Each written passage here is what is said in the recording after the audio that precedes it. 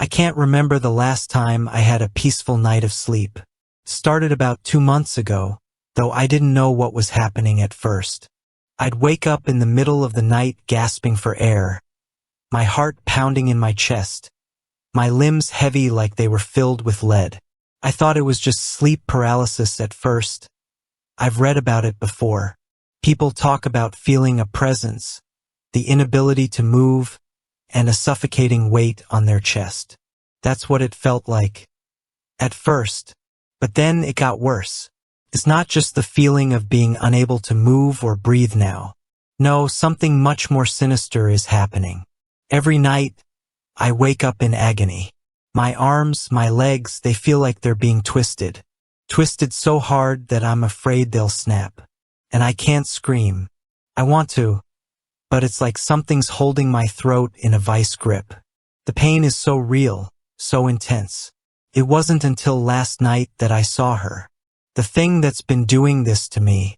I had fallen asleep, exhausted as usual, despite my fear of what would happen. I don't know how long I'd been asleep, but I was jolted awake again. That familiar crushing feeling in my chest was there. But this time, it was different. This time I felt hands. Cold, bony hands pressing down on me, wrapping around my throat. I forced my eyes open, and that's when I saw her.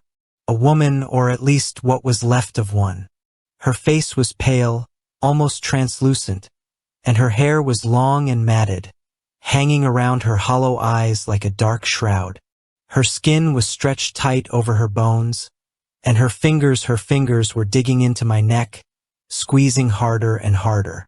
I could hear her breathing raspy, shallow breaths, as if every exhale took immense effort. She wasn't just choking me, she was enjoying it. And then, just as quickly as she had appeared, she was gone. I gasped for air, my throat burning, my muscles aching. But again, no marks, no evidence of what had happened. But I knew it was real. I saw her. I felt her. I had to find out what she was. I couldn't go on like this, living in terror every night, waiting for her to come back. So I started researching. Sleepless nights spent on obscure websites, forums, anything that could give me a clue. That's when I came across something. She's an old legend, a spirit from Slavic folklore. People say she comes at night to suffocate her victims while they sleep, twisting their bodies, filling them with terror. Some say she's born from a grudge. Others say she's the restless soul of someone who died in agony. But one thing is certain. She won't stop until she gets what she wants. But why me? I don't have enemies. I haven't wronged anyone. At least that's what I thought. But as I dug deeper, I remembered something. A name, long forgotten, buried deep in my past. Sofia. It's a name I haven't thought about in years. We used to be friends, or at least I thought we were. In school, we were close, but something changed. I don't know what happened, but Sofia started to withdraw. She became quiet, distant, and then she disappeared. There were rumors, of course. Some said she moved away, others whispered that she had died, but no one knew for sure. I never looked for her. I never checked to see if she was okay. I just let her fade from my life. And now I think she's come back. As Mara. I don't know why she's doing this. If it's really Sofia, or what's left of her. Why would she come after me? I didn't do anything to her. Or did I? I'm starting to doubt everything. Maybe I wasn't as good of a friend as I thought. Maybe she felt abandoned.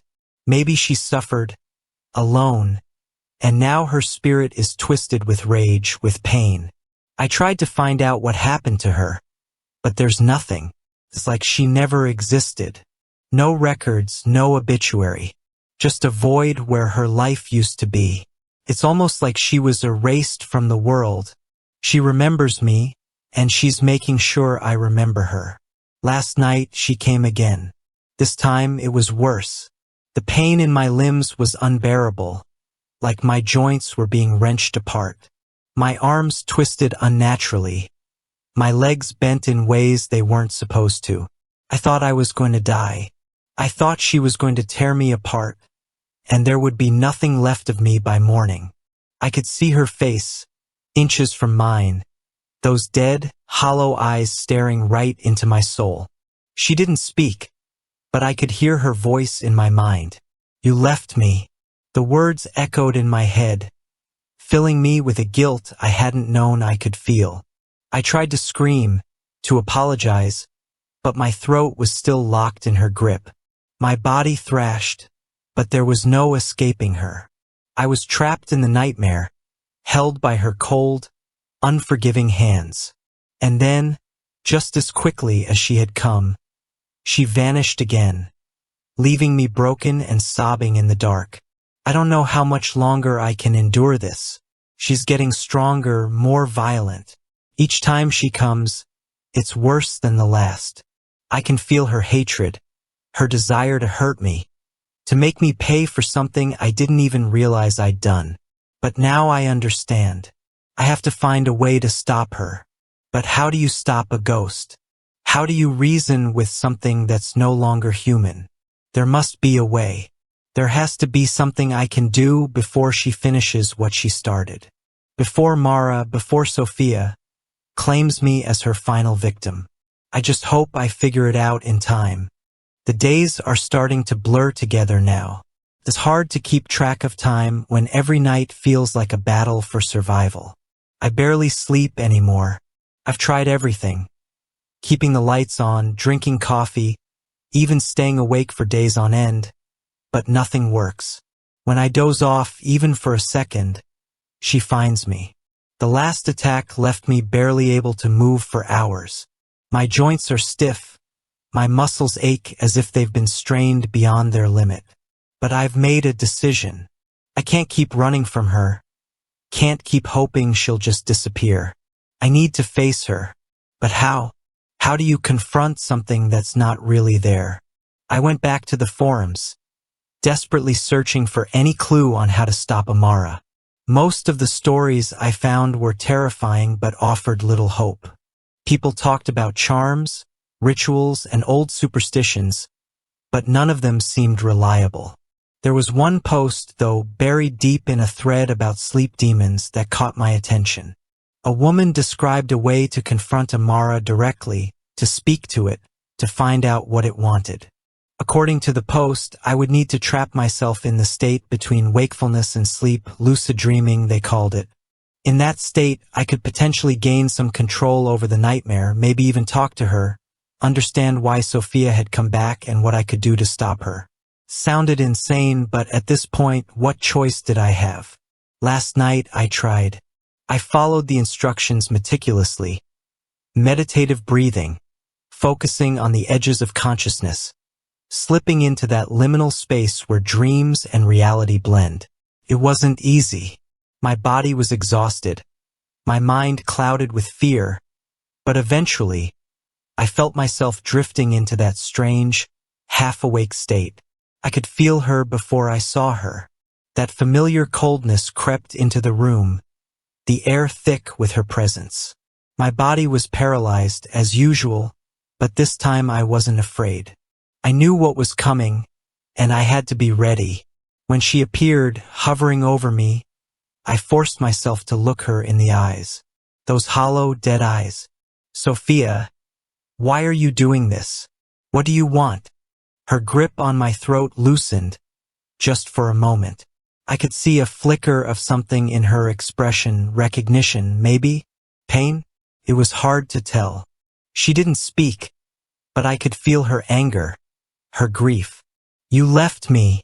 The voice echoed in my mind again, but this time it was clearer, softer, less like a threat and more like a cry for help. I didn't know. I didn't know you were suffering. Her face twisted, the shadow of sorrow passing through her features. For a moment, I thought I saw the Sofia I used to know. Fragile, quiet, always standing on the outside of things, looking in. But then her face darkened, the anger returning. Twisted bodies, suffocation. The images flooded my mind. Not just what she'd done to me, but something deeper, her own suffering. This wasn't just about abandonment. Sofia hadn't just left. She had been taken, violently, tragically, and now she wanted someone to feel her pain. But why me? Why after all these years? I didn't know. I said again, this time louder, my voice breaking. I'm so sorry, Sofia. I should have been there. I should have helped you. Her form flickered, as if struggling to hold onto the rage. The grip on my throat tightened for a second, but then, slowly, she released me. Her hands fell to her sides, her dark eyes still fixed on mine, filled with a pain that words couldn't express. For a moment, everything was still. The room, her presence, even my own fear. Everything seemed frozen, waiting. And then, just like that, she was gone. I woke up gasping, my body aching but alive. There were no marks on my skin, no bruises on my arms or legs. But I could still feel the ghost of her touch, the weight of her sorrow. I don't know if it's over. I don't know if she's forgiven me, or if she'll come back. But for now, there's silence. For the first time in weeks, I feel like I can breathe again. But I'll never forget what she showed me. The pain, the loneliness, the betrayal she felt. The first few nights after that confrontation, there was nothing. No shadows in the corner of my room. No crushing weight on my chest. No twisted limbs. I slept cautiously, always expecting her to return. I dared to hope, to believe that maybe, just maybe, it was over. But then she came back. And this time it was different. It started when I began dozing off in the middle of the day. My body was exhausted, my mind constantly replaying the horrors I'd experienced. Even in moments of quiet, I felt her presence lurking, just beyond my sight. I tried to stay awake, but my body couldn't keep up. One afternoon, I collapsed on the couch, my eyes too heavy to stay open. And that's when she appeared, in the middle of the day. I thought I was safe during daylight hours. I thought she only came at night in the darkness. But Sofia has no rules, no boundaries. She found me there in the daylight, and the terror returned. I woke up to the same suffocating pressure, my arms pinned to the couch, my legs twisted at painful angles. Her face was inches from mine again. That familiar, hollow stare drilling into my skull. Only this time, there was no hesitation. She wasn't here to scare me. She was here to break me. My body convulsed as her cold fingers wrapped around my throat, squeezing tighter and tighter. I couldn't move, couldn't scream. I could barely think. All I could do was lie there and endure the torment. When I finally woke up, gasping for breath, the sun was still shining through the windows. She started coming more often, whether I was asleep or barely drifting off. She would appear, her presence filling the room with that suffocating weight, her cold hands contorting my body, twisting my arms and legs until I thought they would snap. It became impossible to sleep without fear. Even during the day, I was terrified to close my eyes. I started losing track of time. My days and nights blurred into one long stretch of dread. The constant lack of sleep was taking its toll. My hands shook, my vision blurred, and my thoughts became jumbled, incoherent. I couldn't tell if I was awake or trapped in one of her nightmares. Was she here? Was this real? People started to notice. Friends, coworkers, they said I looked terrible. Every noise, every shadow, every flicker of light, everything felt like her. I couldn't escape her, not even in my own mind. I started talking to myself, mumbling under my breath, trying to convince myself that this was all in my head. But deep down, I knew it wasn't. Sofia was real. She was here, and she wasn't going to leave until she had completely destroyed me. I tried to tell people what was happening, but they didn't believe me. How could they? Sounded insane even to me. A ghost, haunting me, twisting my body, suffocating me, driving me mad. Who would believe that? They just told me to get some rest, see a doctor, maybe try sleeping pills. But none of that would help. Not with her. I don't know how much longer I can last. The exhaustion is unbearable. I'm losing control, losing touch with reality. Every time I close my eyes, even for a second, she's there, waiting, watching, torturing. She's not going to stop. I can feel my mind breaking, fragmenting under the weight of her constant attacks. I've started seeing her even when I'm awake.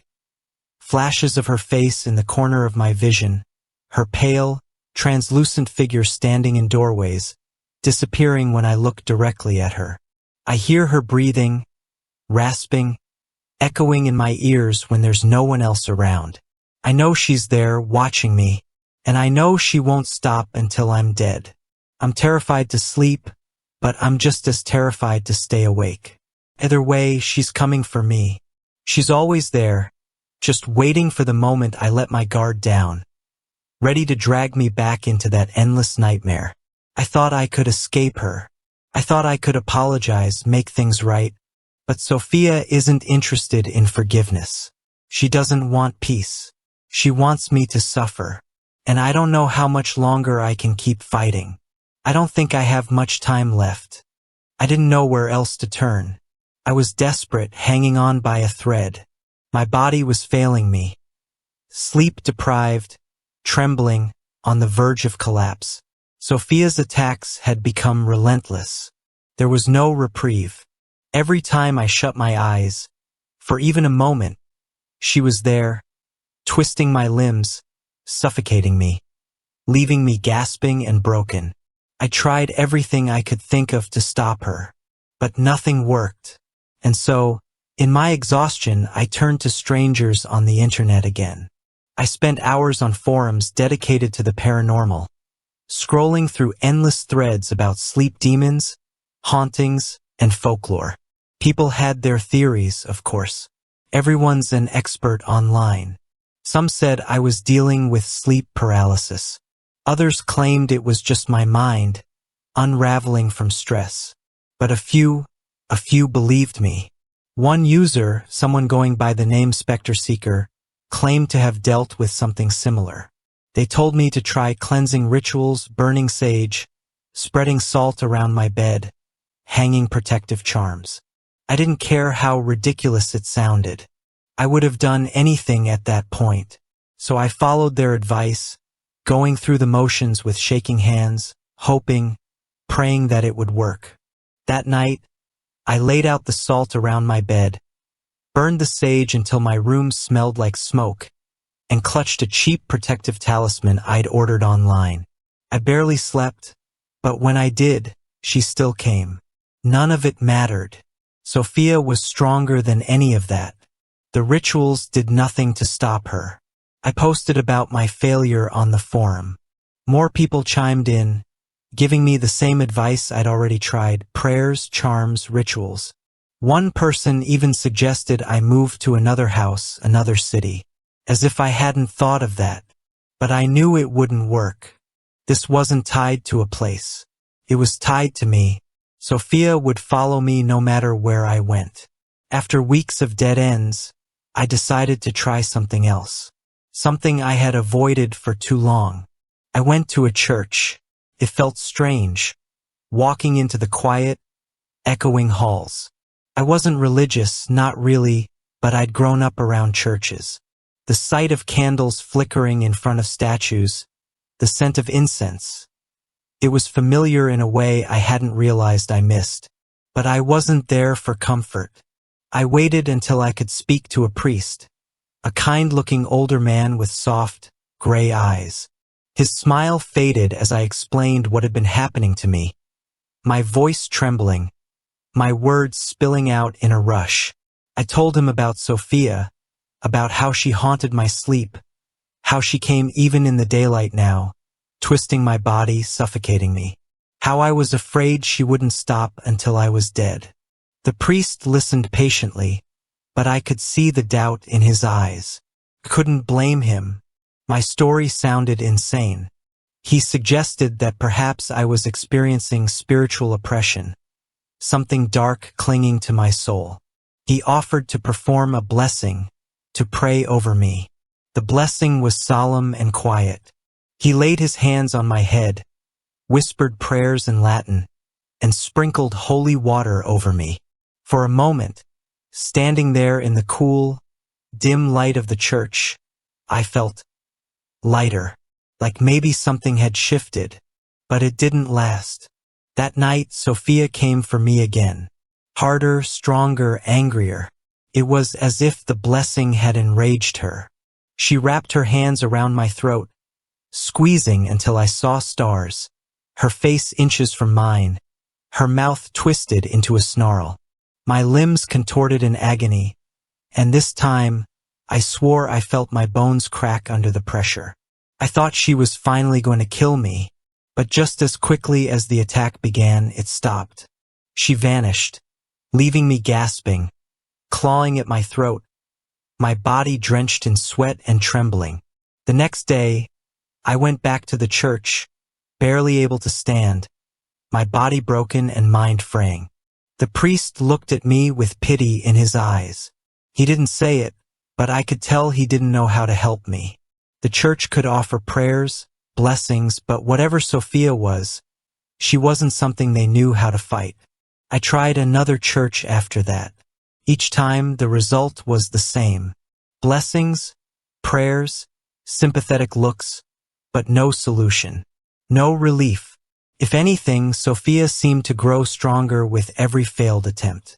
I'm running out of options. Nothing can stop her. She's inescapable. She's a part of me now. I feel her even when I'm awake, lingering at the edges of my vision, watching, waiting for the moment I let my guard down. I haven't slept in days. Every time I close my eyes, I hear her breathing, feel her fingers tightening around my throat. I'm terrified that the next time she comes, I won't wake up. But I don't know what else to do. I'm trapped, and Sofia is winning. I don't know how much longer I can take this. Every day feels like I'm walking a tightrope, teetering on the edge of madness. Sleep has become impossible. Even when I try to rest, just for a moment, I feel her, waiting for me. She doesn't need darkness to reach me anymore. She's always there. I've stopped going to work. I haven't seen my friends in weeks. They've called, left messages, but I can't bring myself to talk to them. What would I say? I can barely make sense of it myself. My phone sits on the table, screen cracked from when I threw it across the room during one of her attacks. I couldn't take it.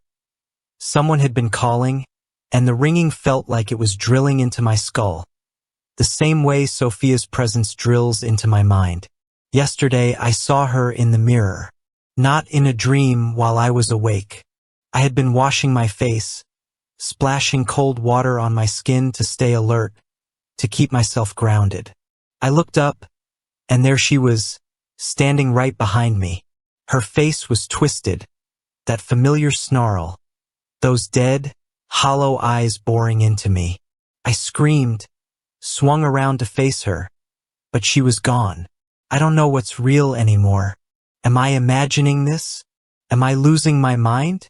Sometimes I think that's what she wants. Not just my life, but my sanity. She's feeding on my fear, growing stronger every time I give in. And I'm too weak to stop her. I went back to the forums, hoping to find something, anything, that I hadn't tried yet. The messages there had grown darker, more cryptic. A few users I had been talking to seemed to disappear, their accounts inactive.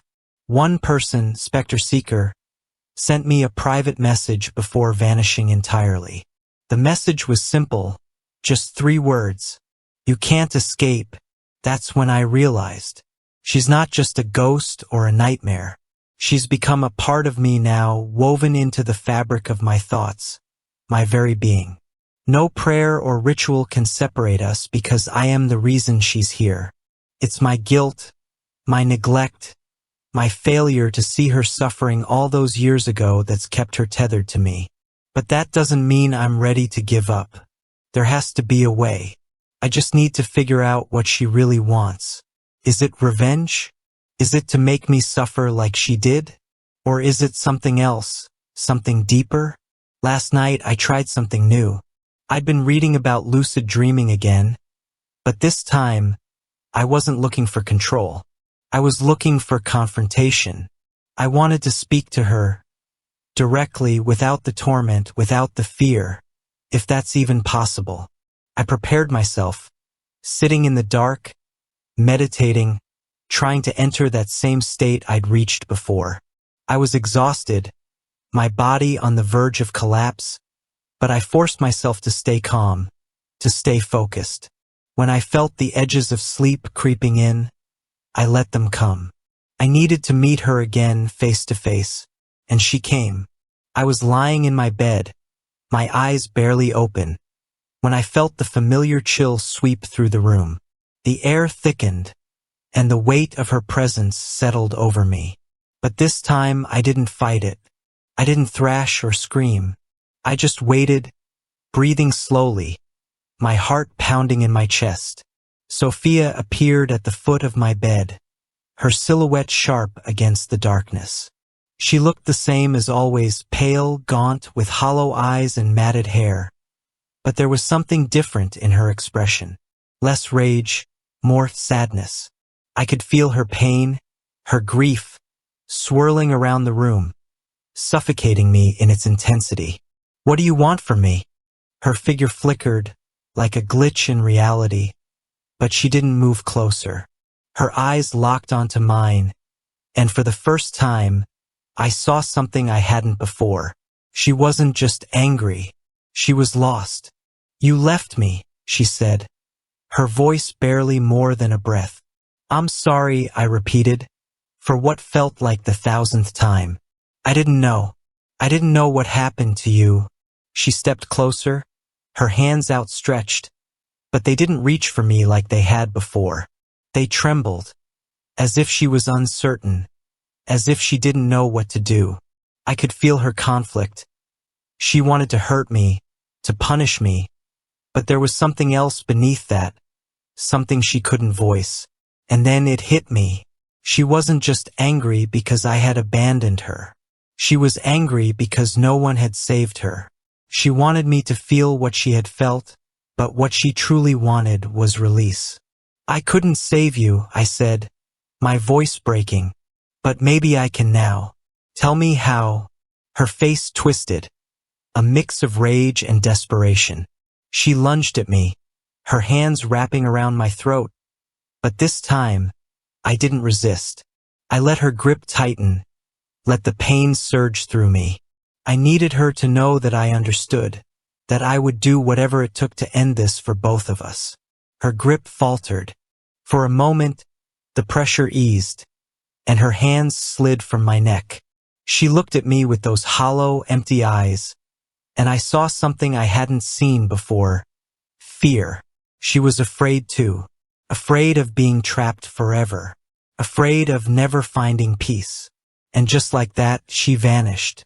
I woke up gasping, my throat sore but unmarked. The room was silent, empty, but her presence still lingered in the air. I knew she wasn't gone for good. Not yet, but something had changed. I had seen her fear, and now I think I know what I need to do. I'm going to find out how Sofia died, because if I can figure that out, maybe I can finally set her free. Maybe I can finally end this nightmare. For both of us. It's been days since Sofia last appeared, but I know better than to assume it's over. She's still here, watching, waiting.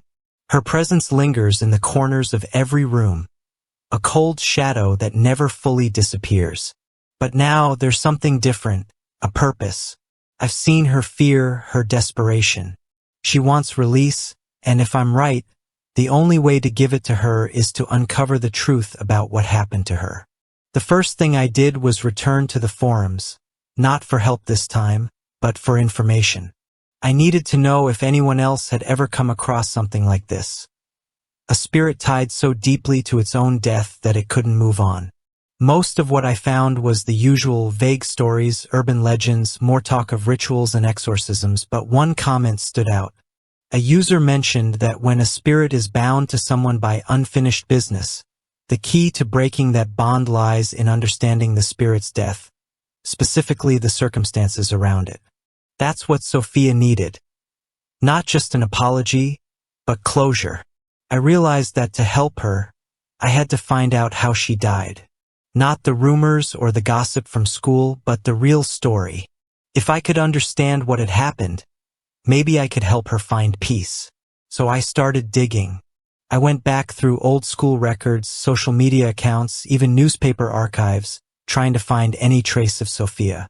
She had disappeared so suddenly, so completely, that it was almost as if she'd never existed.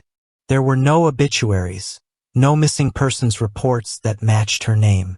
It was like her life had been wiped clean. But I refused to give up. I had to find something, some lead that could tell me where she went and why she never came back. Then I found it, an old newspaper clipping, buried deep in the archives of a local news site. It was small, just a brief mention in the back pages, but it was enough. The headline read, "Body found in abandoned building." My heart raced as I read through the short article. The body was of a teenage girl, found in an old, decrepit warehouse on the outskirts of town. No identification had been made at the time, but the description of the girl, her age, her appearance, it matched Sofia. The article was dated almost a year after she disappeared from school. It was her. It had to be. The report said that the cause of death was unclear, but the condition of her body suggested she had suffered. There were signs of trauma, twisted limbs, bruising, signs of a struggle. The police had suspected foul play, but no one was ever arrested, and the case had gone cold.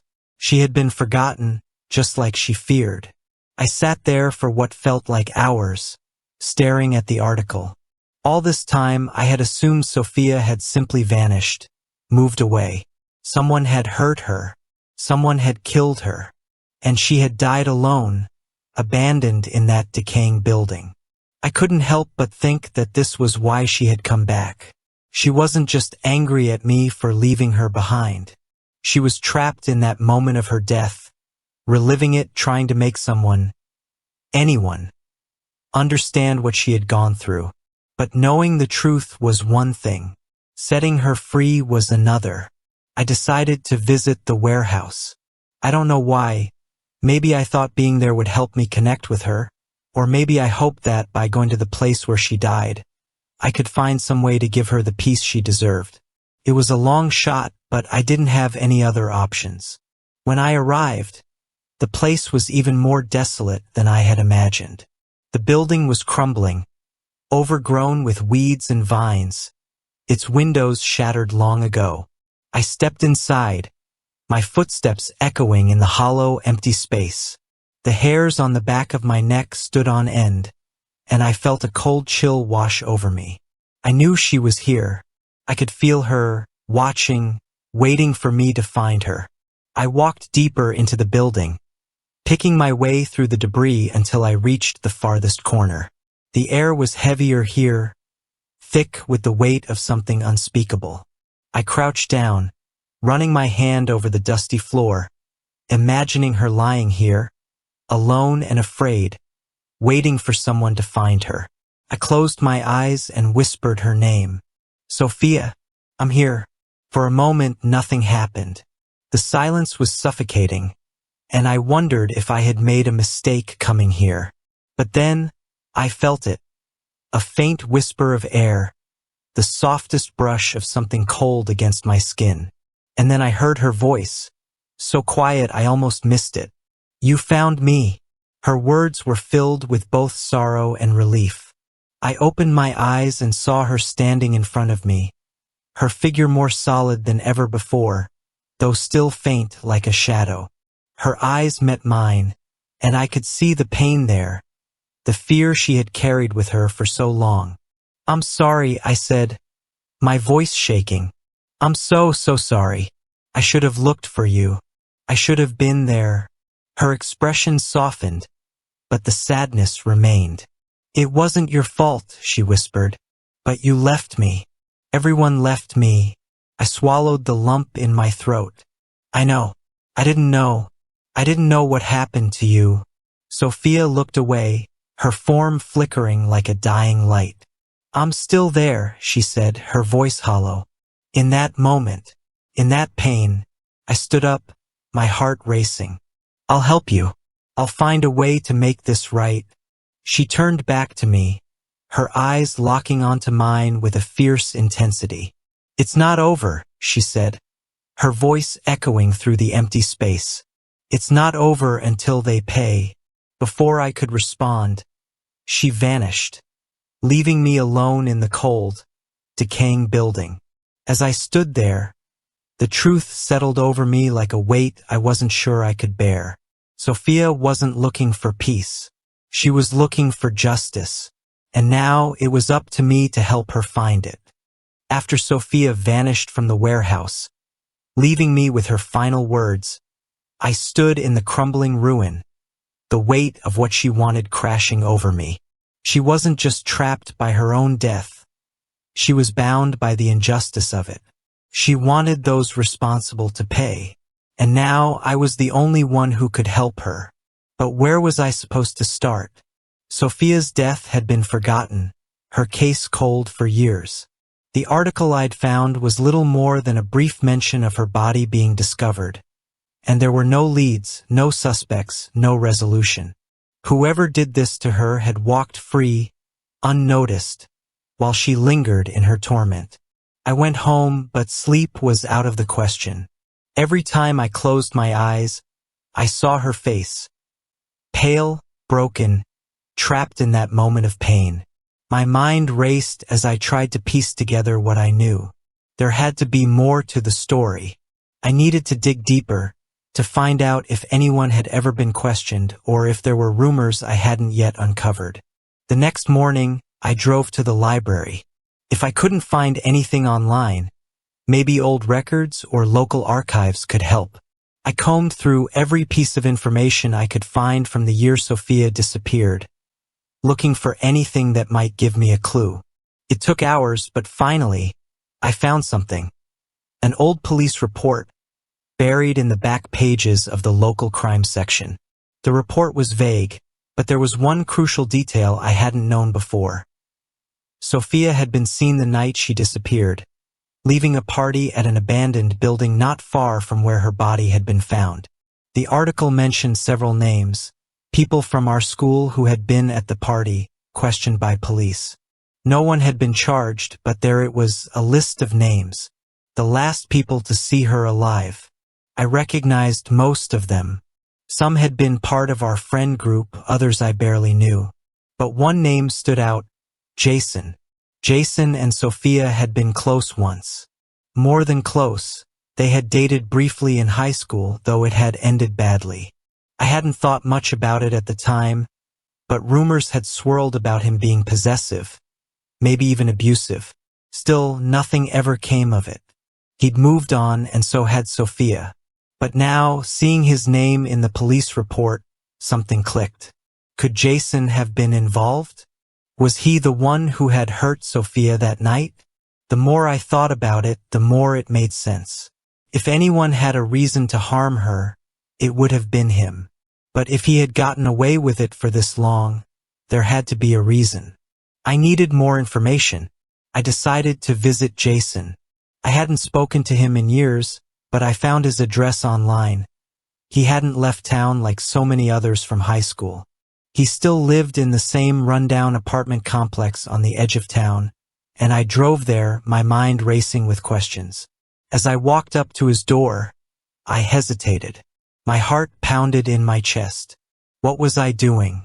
Accusing someone of murder? But Sofia's voice echoed in my mind. It's not over until they pay. I knocked. After a few moments, the door creaked open, and there he was, Jason. He looked rough, like someone who'd lived too hard for too long. His eyes were bloodshot, his face unshaven, and the smell of stale beer hit me as soon as the door opened. "Yeah," he said, blinking at me in confusion. "Do I know you?" "Jason, it's me. We went to high school together." He stared at me for a second, his brow furrowing as he tried to place me. "Oh yeah, I remember. What do you want?" I swallowed hard, my pulse racing. "I need to talk to you about Sofia." His face changed instantly. His eyes narrowed, his posture stiffened. "Sofia?" His voice was sharp, defensive. "What about her?"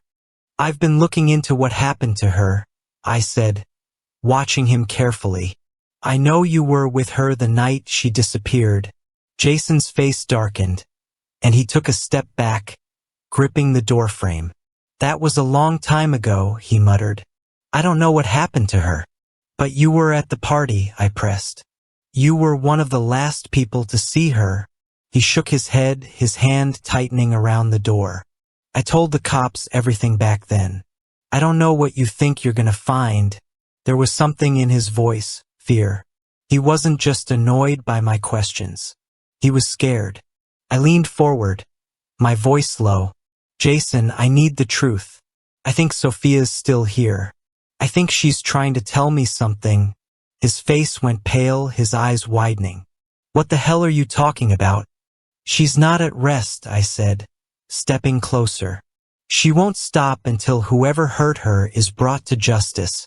Jason looked around, his hands trembling. "You're crazy. Sofia's dead. That's it." I didn't. He stopped himself, his mouth snapping shut. I demanded, "What aren't you telling me?" "I didn't kill her," he shouted, backing away, his voice shaking with panic. "It wasn't supposed to happen like that." My heart stopped. "What do you mean? What happened?" Jason's eyes darted around the room, his breath coming in ragged gasps. "We were at the party, okay? She wanted to leave, but I was drunk, we were arguing. I didn't mean to." I stepped closer, the air between us heavy with tension. "She fell," he blurted out, his voice cracking. "We were fighting and she fell. I didn't mean to hurt her. I swear, I didn't." I felt sick. "You left her there." Jason sank into a chair, his head in his hands. I panicked. She wasn't moving, and I didn't know what to do. I thought maybe if no one found out, it would just go away. My hands clenched into fists, rage boiling up inside me. "You left her to die, alone." He looked up at me, tears streaming down his face. "I didn't mean to. It was an accident, I swear." Sofia's words echoed in my mind. "It's not over until they pay." I could feel her presence now, stronger than ever, filling the room with her cold, suffocating rage. Jason was crying, begging for forgiveness. Sofia was here, and she wanted justice. "What do you want me to do?" Jason sobbed, his voice barely audible. I took a deep breath, the weight of Sofia's anger pressing down on me. "You need to turn yourself in, Jason. You need to tell the truth. You need to pay for what you did." He looked up at me, his face pale, his eyes filled with terror. "She won't forgive me, will she?" I shook my head. "No. But maybe, if you confess, she can finally rest." Jason nodded, his body shaking. Okay, I'll do it. I'll go to the police." As I left his apartment, I felt Sofia's presence fade, the oppressive weight lifting for the first time in weeks. But I knew it wasn't over yet. Not until Jason paid for what he had done. And maybe then, finally, Sofia would be free. The days following my confrontation with Jason felt surreal. After all the sleepless nights, the terror, and the endless suffocating presence of Sofia, there was a strange calm in the air. But it wasn't a peaceful calm. It was the kind of silence that fills the space just before a storm breaks. Jason had promised to confess, to go to the police and tell them the truth about that night. But until he did, Sofia's hold on me hadn't fully let go. I waited, checking the news every hour, expecting to see headlines about Jason's arrest, about justice finally being served for Sofia. But nothing came. I knew it wouldn't be that simple. Jason had lived with his guilt for years, buried it so deep that even now, with everything crumbling around him, he would struggle to make the right choice.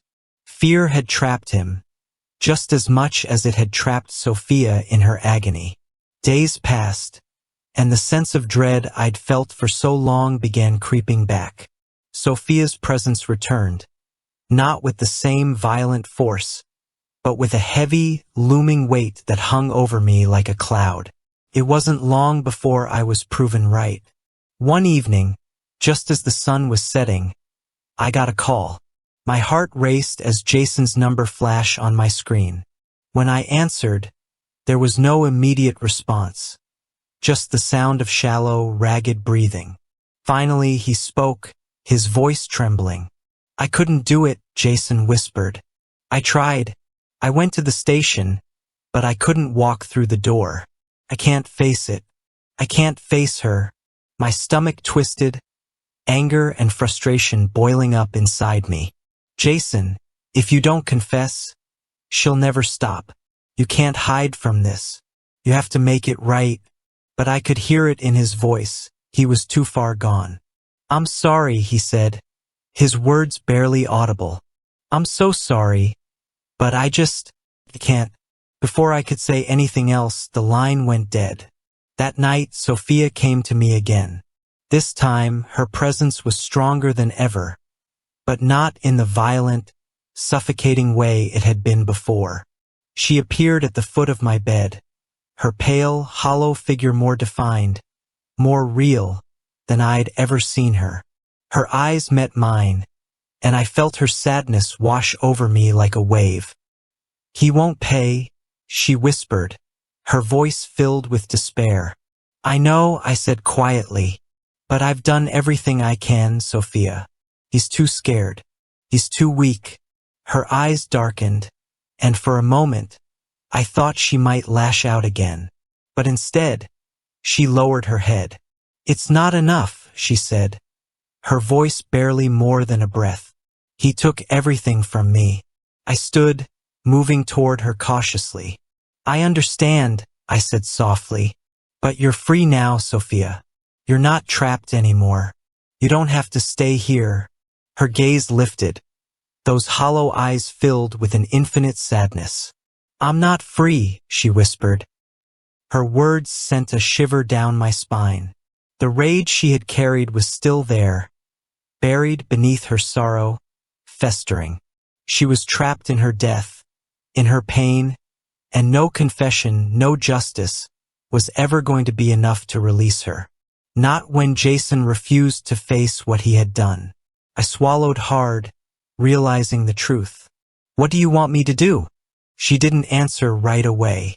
Instead, she moved closer, her cold presence brushing against me. "He has to feel what I felt," she whispered, her voice a thin thread of vengeance. "He has to know the fear, the pain, the loneliness." My breath caught in my throat. Sofia wasn't asking for justice anymore. She was asking for revenge. I backed away, shaking my head. I can't do that, Sofia." Her expression twisted, her eyes narrowing with anger. "You promised to help me." "I did," I said, my voice trembling. "But this isn't the way. Hurting him won't set you free. It'll just trap you in the same cycle of pain." Sofia's figure flickered, her form becoming more unstable, as if the very fabric of her existence was tearing apart. "He left me to die," she hissed, her voice echoing with the weight of her suffering. "He deserves to suffer, just like I did." The air in the room grew cold, her rage swirling around me, pressing against my chest. But I forced myself to stand my ground. "I know he hurt you, but if you make him suffer, you'll never escape. You'll stay trapped in this. Forever. You deserve peace, Sofia. Real peace." Her figure wavered, the flickering light in her eyes dimming. For a long moment, she said nothing, just stared at me with that deep, haunting sorrow. And then, slowly, her form began to fade. I just wanted someone to find me, she whispered. I didn't want to be forgotten. I stepped toward her, my heart breaking for her all over again. I found you. I'll remember you. Her face softened, the rage melting away, replaced by something almost like relief. Her form grew more transparent, the edges of her figure dissolving into the air. For the first time, she didn't seem angry. She just seemed tired. As she faded completely, her final words lingered in the room like a whisper on the wind. Thank you. And then she was gone. I stood there, in the quiet of my room, the oppressive weight of her presence lifted at last. Sofia had found a kind of peace, even if it wasn't the kind she had imagined. I knew that Jason would never confess, and that true justice might never come for her. But in the end, she had been seen. She had been remembered. And maybe for Sofia that was enough. I don't know what happens next. Jason has to live with his guilt, and I have to live with the memories of everything that's happened. But for now, there's silence. No more shadows in the corners of my room. No more nightmares waiting for me when I close my eyes. It's over, at least for now. Sofia has finally let go. And I can only hope, wherever she is, that she's finally found the peace she deserved.